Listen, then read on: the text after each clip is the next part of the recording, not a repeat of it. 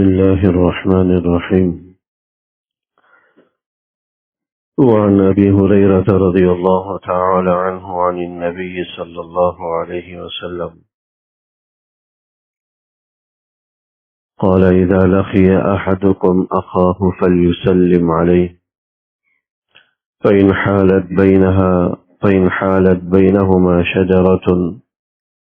أو جدار أو حجر ثم لقيه فليسلم عليه. حدیث نمبر 23 ہے کتاب الآداب، کتاب السلام کی، باب السلام کی، جو حضرت ابو ہریرہ رضی اللہ تعالی عنہ سے منقول ہے۔ فرمایا کہ اذا لقی احدکم اخاہ فلیسلم، جب تم میں سے کسی شخص کی اپنے مسلمان بھائی سے ملاقات ہو تو فلیسلم علیہ، تو اسے سلام کرے۔ فإن حالت بینہما شجرۃ او جدار او حجر، اور اگر پھر ایک دفعہ ملاقات کے بعد دوبارہ ان میں علیحدگی ہو گئی،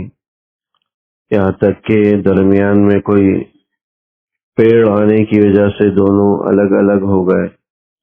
یا کوئی دیوار آنے کی وجہ سے، یا کوئی پتھر چٹان آنے کی وجہ سے دونوں جدا ہو گئے، ثم لقیہ، پھر اس کے بعد دوبارہ ملاقات ہوئی، تو فلیسلم علیہ، تو پھر چاہیے کہ دوبارہ سے سلام کریں۔ اس حدیث مبارک کے اندر ایک طرح سے سلام کی اہمیت بھی بتلائی گئی ہے اور ادب بھی بتلایا گیا ہے کہ سلام کا پہلا ادب تو یہ ہے کہ جب کسی سے ملاقات ہو، کسی سے آمنا سامنا ہو، تو اس وقت اس عبادت کو، اس عمل کو انجام دینا چاہیے۔ لہذا جب کسی سے اول وہلہ میں ملاقات ہو، اور خواہ وہ جان پہچان والا ہو یا انجانا ہو، ملاقات تاخیر سے، یعنی کافی وقت کے بعد ہو رہی ہو یا مختصر سے دورانی کے وقفے کے بعد ہو رہی ہو، دونوں صورتوں میں اسے سلام کرنا چاہیے، اور یہ اس کا حق ہے کہ اسے سلام کیا جائے۔ فلیسلم علیہ، اذا لقی احدکم اخاہ فلیسلم علیہ، جب کسی مسلمان بھائی سے ملاقات ہو تو اسے سلام کرے۔ اس سے پتہ چلا کہ سلام کا تعلق ملاقات کے ساتھ ہے۔ جب کسی سے ملاقات ہو، یہ بھی نہیں کہ بیٹھے ہوئے ہیں اور صرف سلام پر سلام کر رہے ہیں، اور جو ہے ملاقات کے وقت سلام کا اہتمام ہونا چاہیے۔ بہت سے لوگ نمازوں کے دوران یا نمازوں کے بعد نماز پڑھ لی، پھر آپس میں ایک دوسرے سے سلام کر رہے ہیں، حالانکہ اس کا جو موقع تھا، سلام کا موقع، وہ اول وہلے میں تھا، جب پہلی دفعہ ملاقات ہوئی تھی، آپس میں آمنا سامنا ہوا تھا۔ اب نماز پڑھ لی اور اس دوران بیٹھے رہے، اور پھر نماز کے بعد پھر مصافحہ یا سلام کر رہے ہیں، اب یہ سلام کا موقع نہیں۔ بہت سے علماء نے تو نمازوں کے بعد سلام کے اہتمام کو غلط بھی لکھا ہے، کہ لوگ بس اوقات ضروری یا نماز کا ایک حصہ سمجھتے ہوئے ایک دوسرے سے مل رہے ہوتے ہیں، سلام کر رہے ہوتے ہیں، مصافحہ کر رہے ہوتے ہیں۔ تو اس کا موقع ملاقات کے وقت کا ہوتا ہے کہ جب ملاقات ہوئی بس اس وقت سلام کی جائے، بھلے ملاقات تاخیر سے ہو رہی ہو یا ملاقات معمولی وقفے سے ہو رہی۔ اس معمولی وقفے کو سمجھانے کے لیے حضور علیہ الصلوۃ والسلام نے بطور مثال بیان فرمایا کہ اگر ان کے درمیان کوئی درخت حائل ہو جائے، کوئی پیڑ حائل ہو جائے، یعنی درمیان میں پیڑ جیسی معمولی چیز آئی اور اس کی وجہ سے معمولی سا وقفہ ہوا اور دونوں میں علیحدگی ہو گئی، اور جدار، یا کوئی دیوار آ گئی، او حجر، یا کوئی پتھر آ گیا جس کی وجہ سے وہ دونوں جدا ہو گئے۔ مطلب یہ ہے کہ ملاقات کے بعد کوئی معمولی سا وقفہ ہوا ہو اور اس دوران وہ دونوں الگ الگ ہو گئے ہوں، دونوں میں ملاقات برقرار نہ رہی ہو، تو پھر فرمایا کہ فلیسلم علیہ، تو پھر بھی اس پر سلام کرے اور دوسرا جواب دے۔ اور یہ اسی بنیاد پر ہے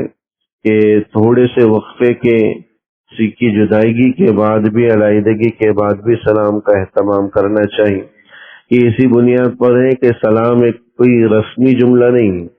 کوئی ایسا جملہ نہیں ہے کہ جو رسماً کہا جاتا ہو،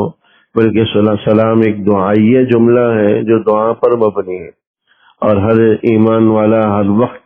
ایک دوسرے کے لیے دعاؤں کا محتاج ہے. ایک ایمان والا دوسرا تیسرے کے لیے دعاؤں کا محتاج ہوتا، تو ہر آدمی ایک دوسرے کی دعاؤں کا محتاج ہے. تو سلام ایک دعا پر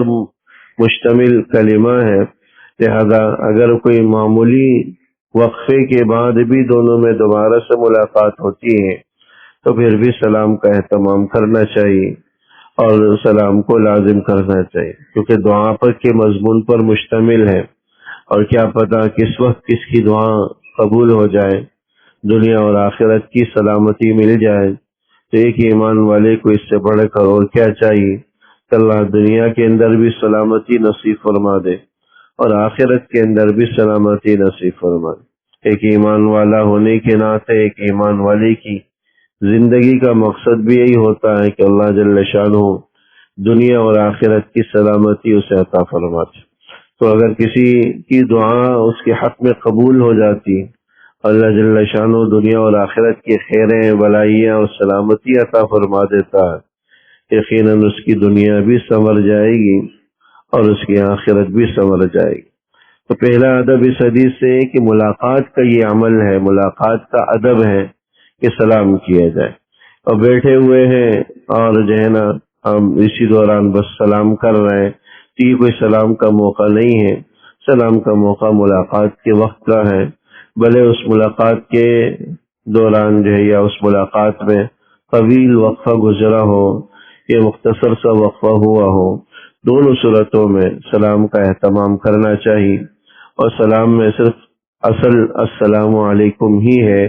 مصافحہ کوئی ضروری نہیں ہے کہ بار بار مصافحہ بھی کی جائے اور مصافحے کا اہتمام کیا جائے. جب السلام علیکم پر کہنے پر اکتفا کر لیا جائے تو اس سے بھی یہ عمل اور یہ فضیلت حاصل ہو جاتی ہے، اور اس عبادت کی، اس عمل کی جو اجر و ثواب اور نیکیاں ہیں اس کا حصول بھی ممکن ہو جاتا ہے. دعا فرما اللہ جل شانہ کرنے کی توفیق. ربنا تقبل منا انك انت السميع وتب علينا انك انت التواب الرحيم. وصلى الله تعالى على خير خلقه محمد وآله وصحبه اجمعين. آمين برحمتك يا